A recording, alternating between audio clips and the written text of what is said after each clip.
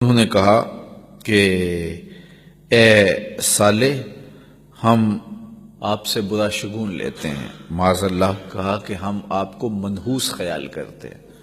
اور جو تیرے ساتھ ہیں ان کو بھی ہم منحوس خیال کرتے ہیں۔ یہ عجیب قوموں کا مزاج ہے کہ جو وجود برکت والے ہوتے ہیں وہ ان وجودوں کو اور ان پاک باز ہستیوں کو مٹانے کی آرزو میں لگے ہوتے ہیں کہ یہ وجود مٹ جائیں، حالانکہ ساری روشنیاں اور سارے اجالے معاشرتوں میں پاک لوگوں کے دم سے ہوتے ہیں، لیکن یہ شروع سے ہوتا آیا ہے کہ لوگوں نے پاک باز لوگوں کے اوپر طعن و تشنیع کے تیر بھی برسائے اور ان کے تقوی کو نشانہ تضحیک بنایا اور ان کی زندگی کے تقدس معاب لمحوں پر انگلیاں اٹھائیں۔ تو انہوں نے کہا کہ اے صالح، ہم تمہیں معاذ اللہ منحوس خیال کرتے ہیں،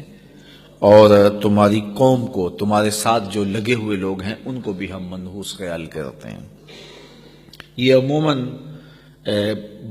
جو جہلا ہوتے ہیں ان میں یہ ایک تصور ہوتا ہے کہ فلاں چیز منحوس ہے، فلاں چیز منحوس ہے۔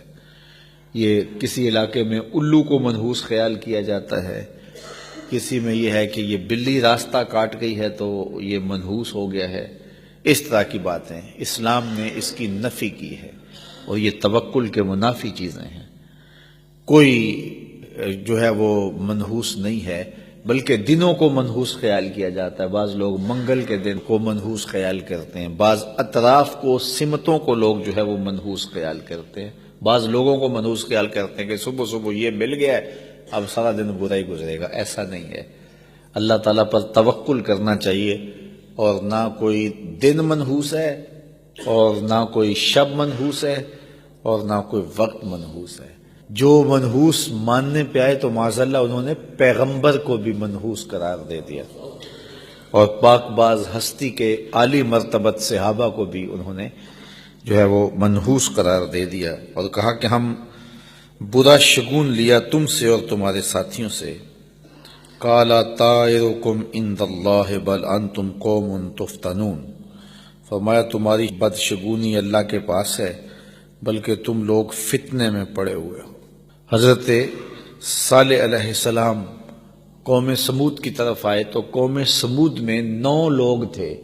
جو سب سے زیادہ فتنے کی نشانی تھے اور فتنہ گر تھے۔ کتنے برے لوگ ہوتے ہیں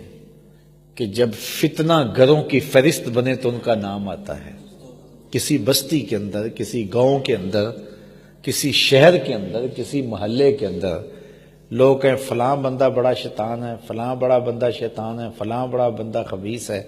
تو لوگ انگلیوں پہ گنے اور کسی شخص کا نام اس فہرست میں آ جائے۔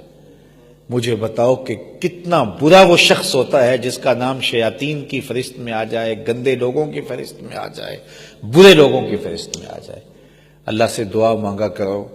کہ مالک جب نام لیے جائیں تو ہمارا نام صالحین کی فہرست میں آئے، اچھے لوگوں کی فہرست میں آئے۔